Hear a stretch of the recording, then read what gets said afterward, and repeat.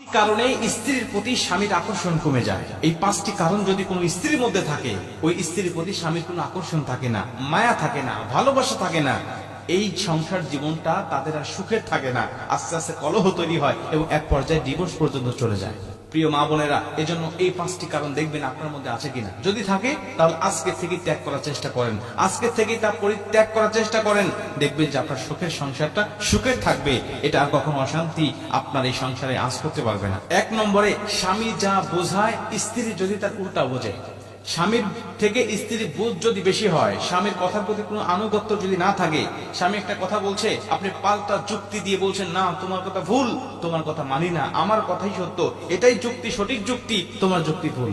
এমন যদি হয়, এই স্ত্রীর প্রতি স্বামীর আকর্ষণ আস্তে আস্তে কমতে থাকে, তার প্রতি কোনো মায়া থাকে না, আস্তে আস্তে কমতে থাকে এবং কমতে কমতে এমন পর্যন্ত চলে যায় যে তার সাথে সংসার করার ইচ্ছা, আগ্রহটাই একসময় মরে যায়।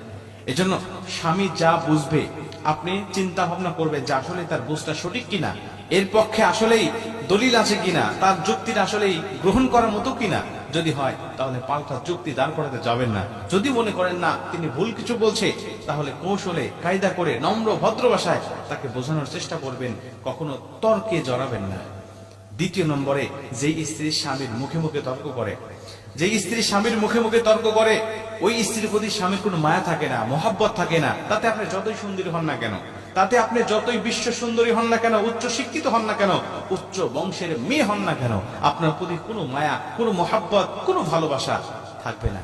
এজন্য আপনাকে অবশ্যই নম্র ভদ্র হতে হবে। যে স্ত্রী স্বামীর মুখে মুখে তর্ক করে না এবং স্বামী রেগে গেলে চুপ থাকে, স্বামীকে হাসি দিয়ে, খুশি দিয়ে, অঙ্গভঙ্গি দিয়ে সন্তুষ্ট করার চেষ্টা করে, ওই স্ত্রী যদিও কুৎসিত হয়, ওই স্ত্রী যদিও কালো হয়, ওই স্ত্রী যদিও মূর্খ হয়, নিম্ন বংশেরও হয়, তারপরেও তার স্থান স্বামীর কলিজার মধ্যে থাকে।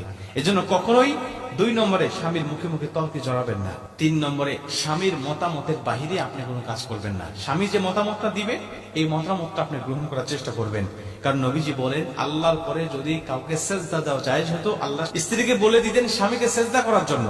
আল্লাহ নবী এমনি এমনি বলেন নাই। অবশ্যই স্বামীর মতামতের দাম রয়েছে, স্বামীর গুরুত্ব রয়েছে, এই জন্যই আল্লাহ নবী হাদিসটা বর্ণনা করেছেন। 4 নম্বরে, স্বামীর পছন্দের মূল্যায়ন করতে হবে। স্বামীর পছন্দের মূল্যায়ন করতে হবে। স্বামীর পছন্দ আছে বিধায় সে আপনাকে পছন্দ করে বিয়ে করেছে, এটা ভাবতে হবে।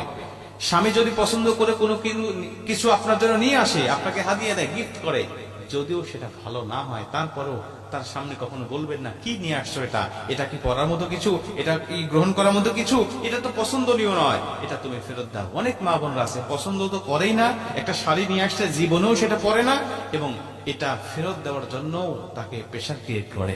এজন্য স্বামীর চয়েসের উপরে, স্বামীর পছন্দের উপরে সবসময় মতামত আপনি দায়িত্বশীল হবেন, এটা আপনি গ্রহণ করবেন। কোনো কিছু নিয়ে আসলে সাদরে গ্রহণ করবেন, দেখবেন এটা আপনার জন্যই ভালো হবে। সে মাঝে মাঝে আপনার জন্য বিভিন্ন কিছু নিয়ে আসবে, হাদিয়া, গিফট হিসাবে। 5 নম্বরে, স্বামীর পরিশ্রমকে মূল্যায়ন করা। স্বামীর পরিশ্রমকে আপনি মূল্যায়ন করবেন। আপনার স্বামী যে পরিশ্রম করুক না কেন, যে পেশায় থাকুক না কেন, সে যখন আপনার ওই পেশা থেকে সে ফিরে আসবে ঘরে, অফিস আদালত থেকে, ব্যবসা বাণিজ্য থেকে, দোকানপাট থেকে অথবা মাঠে ঘাট থেকে যখন ফেরত আসবে, আপনি তাকে একটু সময় দিবেন, আপনি তাকে বিভিন্ন কিছু আগায়া দিবেন, আপনি তাকে বলবেন, হ্যাঁ তুমি অনেক পরিশ্রম করে এসেছো, আমি তোমাকে একটু সময় দিচ্ছি, আমি তোমার ক্লান্তি দূর করে দিচ্ছি। কিন্তু অনেক মা বোনরা আছে তারা বলে, তুমি কি এমন করো সারাদিন, তুমি এমন কি করো কষ্ট করে, আমি তো সারাদিন সকাল থেকে শুরু করে ঘুম থেকে ওঠার পর থেকে নিয়ে রান্না বান্না থেকে শুরু করে সন্তানদেরকে গোসল করানো, খাবার দাবার খাওয়ানো, স্কুলে পৌঁছানো, কত কাজ আমি করি, আমার মতো কাজ করলে তো তুমি পাগল হয়ে যাবে। মানে স্বামীর পরিশ্রমকে সে কোনো মূল্যায়নই করে না। এই স্ত্রীর প্রতি কোনো আকর্ষণ থাকে না, এই স্ত্রীর প্রতি বিরক্ত তৈরি হয়, এই স্ত্রীর প্রতি বিভিন্ন রকম খারাপ লাগা কাজ করা শুরু করে। এক পর্যায়ে সুখের সংসার সুখে থাকে না, এটা বিভিন্ন রকম ফিতনা ঢোকে মনের মধ্যে, দিমাগের মধ্যে শয়তান ধোঁকা দিয়ে এই সংসারটা বিচ্ছিন্ন করে দেয়। এজন্য মা বোনদেরকে বলতে চাই, এই 5টি কারণ যদি আপনার মধ্যে থাকে, এগুলো পরিত্যাগ করেন, আপনার সংসার অবশ্যই সুখের হবে ইনশাআল্লাহ।